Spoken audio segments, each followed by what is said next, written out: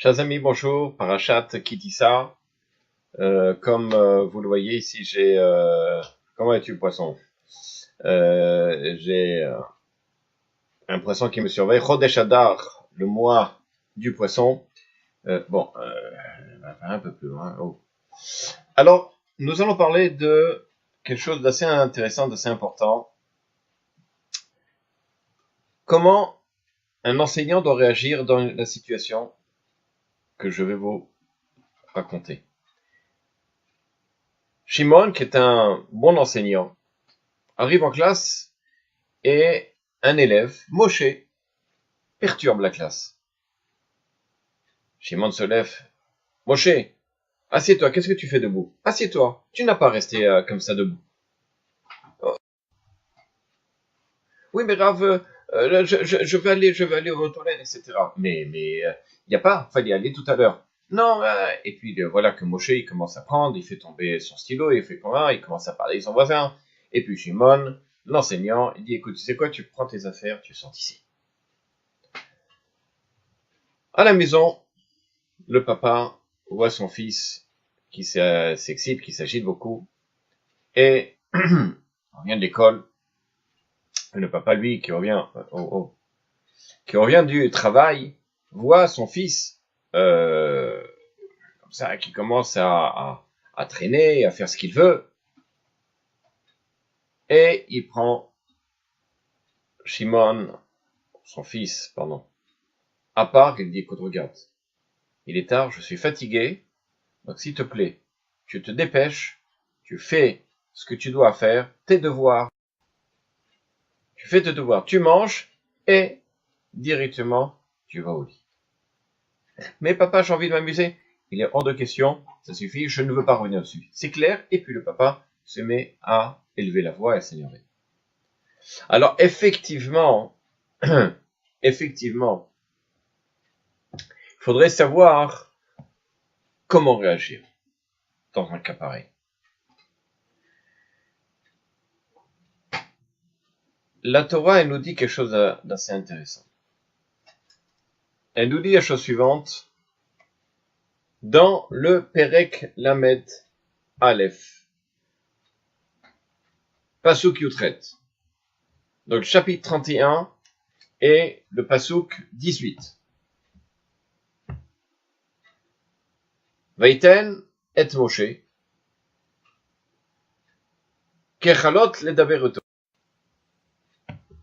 Et il a donné à Moshe, après avoir parlé avec lui, Be'ar Sinai ou Ar Sinai, Shne Luchot, Aedut, les deux lois, Even Ktuvim, des pierres écrites, Be'etzva Elokim, avec le doigt divin. Alors, la Torah, elle précise bien qu'après avoir parlé avec Moshe, Hachem lui donne les Torah, les Luchot, les tables. Le Rav Yonatan Eivshitz, il pose la question suivante. Pourquoi est-ce que Akadosh Baruch Hu n'a pas donné la Torah avant Kabbalat Har Sinai? Pourquoi il n'a pas donné la Torah à Moshe avant de le donner au peuple?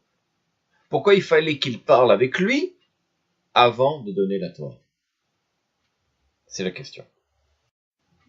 Alors effectivement, le Rav Yonatan Eivshitz, il explique comme ça. Il dit, vu que dans la Torah, il y a énormément de commandements positifs, mais aussi de commandements négatifs, et que ils sont que là, effectivement, les punitions sont importantes. Alors, pour éviter que le peuple d'Israël puisse être mityaesh, c'est-à-dire perdre l'espoir de pouvoir avancer, grandir dans la Torah, de voir que le nombre de punitions qu'il peut y avoir et de ce qu'on risque d'avoir, de perdre déjà confiance, ne plus avoir envie de le faire, qu'est-ce qui se passe? Akadosh Baruch Hu a commencé à parler avec Moshe, à lui expliquer les choses avant de lui donner la Torah. Évidemment, dans un contexte pareil, on peut comprendre que lorsque l'on naît avec un enfant et quand l'on voit un comportement qui n'est pas adéquat, on a souvent la tendance spontanée de s'énerver, de perdre patience et automatiquement de gronder, etc. Évidemment, la meilleure solution, c'est de savoir pourquoi. Pourquoi il a eu un comportement pareil. Pourquoi il se dispute, il se lève, il n'écoute pas. Et sachez une chose, c'est que souvent, il y a une réponse derrière, problème familial, problème de social avec les copains.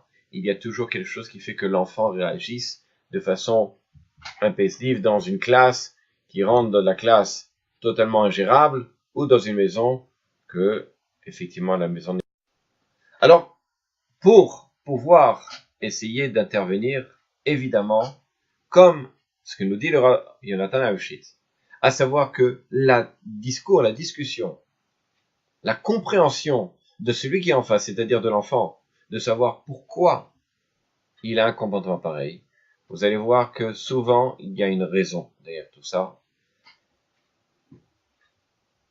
Parfois, et j'ai été surpris lorsque j'avais ce genre de situation en classe, de voir que certains enfants qui n'arrivaient pas à tenir assis, à rester à leur place, avaient souvent la veille, ou bien avaient dormi très tard, ou bien il y a eu un problème familial entre les parents, ce qui fait que la conséquence est que l'enfant, le lendemain, se sent perturbé et mettre toute la classe en dessus-dessous.